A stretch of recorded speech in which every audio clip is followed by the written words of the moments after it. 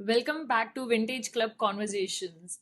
We are thrilled to have Dana Yobst, Head of Growth at Zuora, talking to us today. With more than 2 decades of experience in business and marketing, Dana has literally experienced everything from starting her career in a massive consulting org to working with startups and even branching out on her own for a while. She's found her dopamine in sales and marketing management, which allows her to combine her love for sales and the process to achieve operational success at scale. Welcome, Dana. Thank you. It's good to be here. Great. So, to kick things off, drawing off your rich background, right? Could you talk a little bit about some of the key learnings or insights that have shaped your approach to growth and operational success both together? Sure, Manisha. So it's been really interesting, I would say, to see how the focus of growth and operations changes in different stages of the company. So from an early stage startup who is focused on sales at all costs to a mature business who frankly sometimes their operations get in the way of selling and customer success. So while operations are certainly needed for scale and clarity, there should always be wiggle room to go outside processes and modernize with the times. I generally take the position of extreme listening and learning, where I seek to understand first the background and perspective of others. Particularly in sales, I often see critical points of failures where reps make assumptions and are not Right. curious enough to dig deep into the prospect. So, to continually learn, we need to actively listen, recognize patterns, and effectively communicate the learnings internally to improve our company and solutions. This can also often take employees out of their swim lane and the comfort zone. And it would really behoove companies to be open to learning from employees kind of in that mindset where they find something they're passionate in, they put it together and they bring it to leadership. I think some of the best ideas and way to grow come from the ground up like that. Yeah, totally. I think, that's the benefit of early stage startups where there are very few layers, everyone has access to founders, and the feedback is getting implemented quickly, right? As the companies grow, there are more layers, and then more processes are formed. And then sometimes you have to make exceptions. But do you find it difficult on, you know, like taking so many requests for making these exceptions? How to, because sometimes it's like a double-edged sword, right? If you're making an exception for, let's say, one sales rep, and another sales rep comes up with another exception, that might not be, the best thing for the company. So how do you balance that out? Yeah, and I think sales is probably where you see that the most, right? And there may be processes where, before you want to show a demo, you need to do XYZ in discovery and understand this is more in kind of a B2B enterprise. So the process may be to learn a large amount talking to the prospect, and Right. then eventually you get to demo. Well, you see in today's buying processes and today's buyers, particularly with a product led motion, they may be in the trial and then reach out to sales. And on the first call, they want a demo. And I had this scenario just yesterday, right? They wanted a demo to learn about integrations and pricing on the first call. Large company, but a developer persona. And Wow. that is outside of the, I will say, older traditional way of B2B sales, right? Where it's top down. So is that an exception, or is that something we should really be embracing with a full product led sales motion, right? And we're kind of looking at both sides and figuring out how do we operationalize that so the prospect gets what they need. And it may not even be the salesperson that is the right person to field that first call, right? So there's a lot that goes around it. And I think when you start seeing that as a pattern, that's when you have to change from this is an exception to this is something we need to pay attention to and operationalize.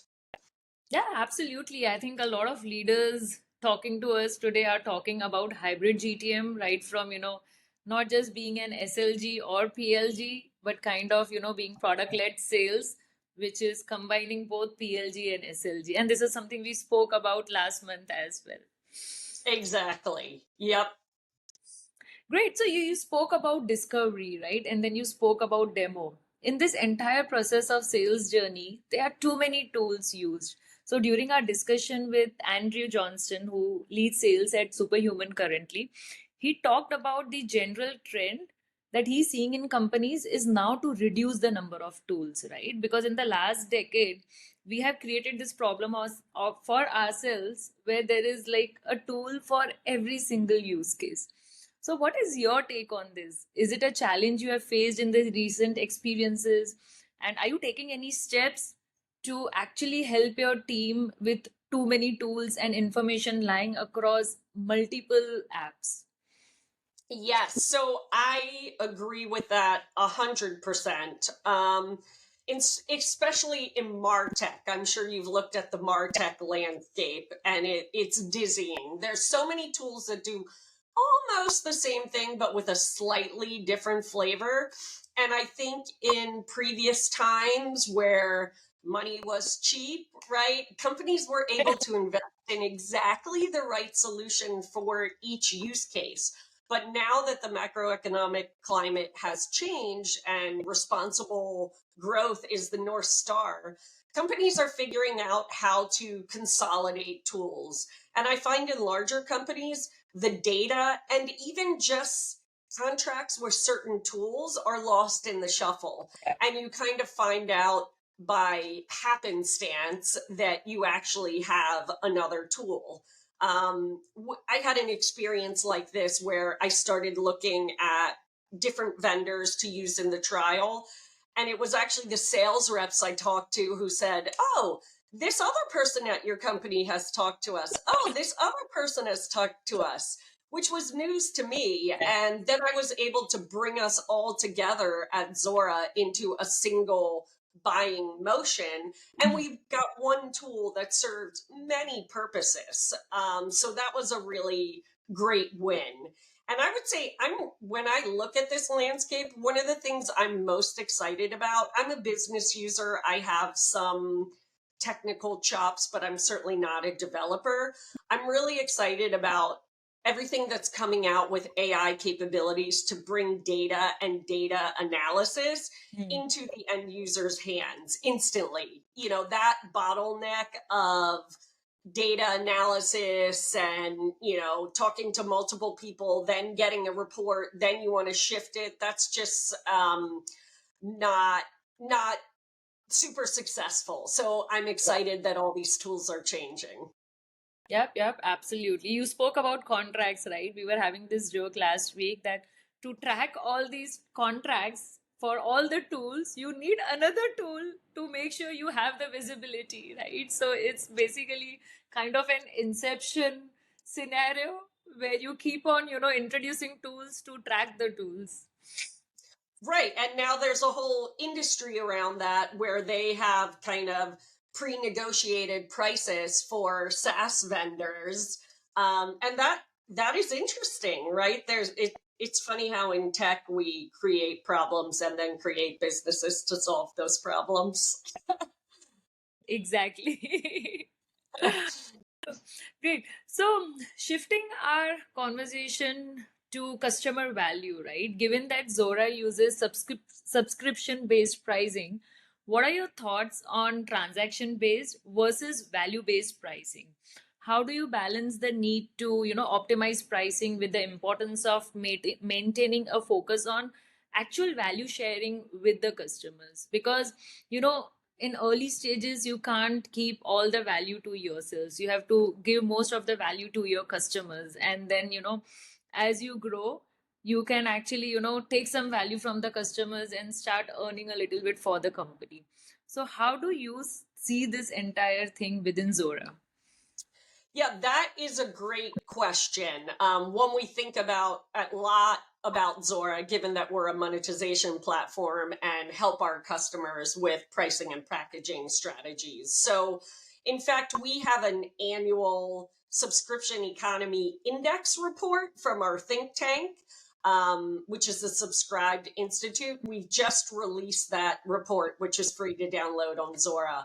It looks at the trends and the learnings from over 500 global companies that we've helped grow faster over time. So usage-based pricing really matches the value to the investment and reduces friction in the buying process. So we see companies able to land new logos faster and new markets faster. It tends to be a very strong growth strategy. And that growth is also spurred by the explosion of businesses incorporating AI into their solutions, right? Since most LLM is usage based, companies need to pass those costs on to their clients in terms of usage and value. So it's no longer really okay. There's no longer a one size fits all. The seat does not necessarily apply to many companies, and pricing should be refreshed regularly, annually, maybe more, depending on your business.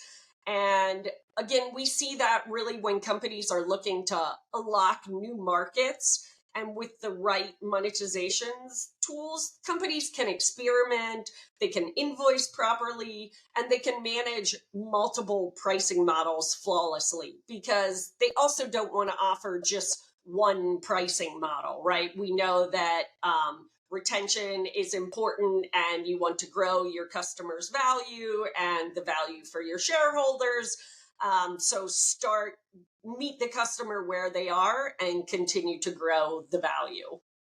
Yeah, yeah. I think that's the beauty about platforms like Zora, who have actually built for enterprises, because the kind of use cases you cover for enterprises, it's like crazy. And that's how you know your SMB growth has been super fast, because you can basically balance both the things now, right? By providing like insane flexibility in the platform itself. Yeah, exactly. Yeah, and it's interesting because our customers can even, we're tracking all their ARR. They can see their growth. They can see the value of using Zora directly in the application. Yeah, yeah. So you spoke about keeping on revising the pricing, or at least looking at your pricing every year. How do you go about training your sales reps on this, right? Let's say sales reps come into the company, they get onboarded, they get used to certain pricing, and then again something changes.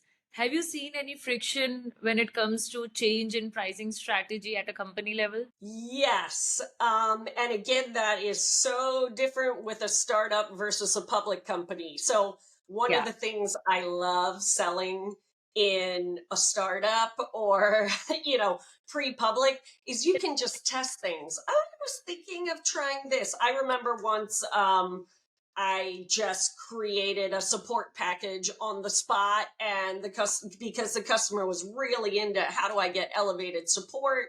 The company I was with didn't have that, so I said, "Sure, yeah, we'll sell that to you," and I could create it on the spot. Now, obviously, at a public company, things don't happen that way. There are requirements around SSP and RevRec. So there's so much that goes into figuring out a new pricing and packaging solution. We have a large sales team. You need to train them. So it's not something that happens kind of willy nilly. And when you have larger deals and larger sales cycles, the reps are more able to figure out, okay, how exactly are we bringing value to this customer? What are the different pieces in the solution to be able to put together a cohesive price and package? Now, when you have something that's faster transactional, that obviously would not work, right? And that would be with smaller companies anyway. So I think the longer sales cycle enable larger companies to kind of be really comfortable with that pricing and how to present it. And certainly a rep needs to talk to a few people when things change and really understand them, and you need to have all the tools around that, because also the product changes constantly, Yeah. right? What are the new features? And maybe something that was an add-on has been absorbed by the primary product. So there's a lot. I think the best reps have to have a really deep product knowledge. The Yeah. days of kind of reps who are quarterbacking things and just being charismatic, those are not the successful sellers anymore. Oh, absolutely. I think buyers know a lot more about every product they want to buy before they even get on a first call with the seller today.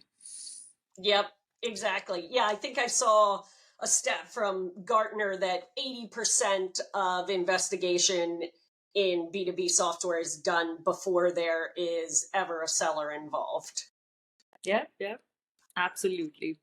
So, we spoke about AI briefly in a couple of things we discussed, right? And we have seen that the market has changed in last 18 months. It's a new world, and we have barely scratched the surface of all the ways AI and LLMs can be implemented to actually help improve efficiency and productivity. And this is for real, right? This is not going anywhere. How did this ever changing environment impact your goals for the year ahead? Like, what are you planning to achieve? Has anything changed for you because of the advent of AI and LLMs? Great question. I feel like honestly, I am barely scratching the surface of AI in my work with sort of the basics, I would say content creation, read and summarize text, leverage various purpose built LLM models in Zuora to produce something in the voice of, B2B segment, B2C, etc. I'd love to be able to use AI for one of the things I envision that I think would be really interesting, going back to our discussion on product pricing, would be an AI driven pricing and packaging simulation that would help clients model different options before they launch. I would love for that to just happen automatically, right? And I think there are bits and pieces of that around, but putting it all together where product managers could just, oh, all right, I'm confident in this. Let's launch it. And since I'm responsible for our trial, I'd like to see AI be able to tailor the trial experience in real time based on the user's role, their company go to market Yeah. motion, and even inject data if there's public products and pricing on their website. I'd love that to be just in the trial when they log in and ready to go. I'm not sure Wow. how far from that we are, but that would be a really great experience for a user. Yeah. As a SaaS founder, I would love to have that experience for my team, like product team and sales team both. Yes, it is a new world. I tell my kids, like, you no longer need to code. You need to learn how to ask the right questions and continue Yeah. to ask the right questions. They get a lot of practice just with, hey, Google, what's the blah, blah, blah. Yeah, yeah, totally. And that's why they say, right? English is the new programming language. Exactly. Great conversation. Thank you so much for taking the time to be part of our series, Dana. I'm sure our listeners are going to learn a lot about pricing from this conversation. Thank you for coming here and leaving some great mantras for our listeners. Great. Thanks, Manisha. Take care.